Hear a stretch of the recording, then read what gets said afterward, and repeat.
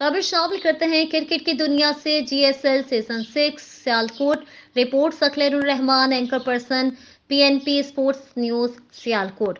Khokhar kings पतवाल ने Almas CC को शिकस्त देकर टूर्नामेंट से आउट कर दिया। पहले बल्लेबाजी करते हुए अलमास सीसी ने 160 रन का टारगेट सेट किया।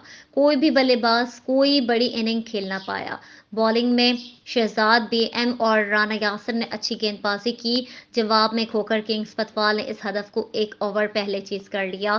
काशी 56 रन, हसनैन और रहमान मानी यंगमैन और सकलेन रहमान अच्छी बल्लेबाजी की, जिस बिना पर यह मुकाबला उन्होंने अपने नाम किया। अलसलूक ट्रेवल्स एंड टूरिस्ट पिंडी पंजोड़ा की तरफ से काशी देत को 1000 रुपये मैन ऑफ द मैच दिया गया। मैच जीतने पर हाजी मोहम्मद नासिर कादरी की तरफ से मैन ऑफ द मैच 3000 रुपये और तमाम खिलाड़ियों को 1000 रुपये और मीडिया टीम को 4000 रुपये इनाम दिया गया।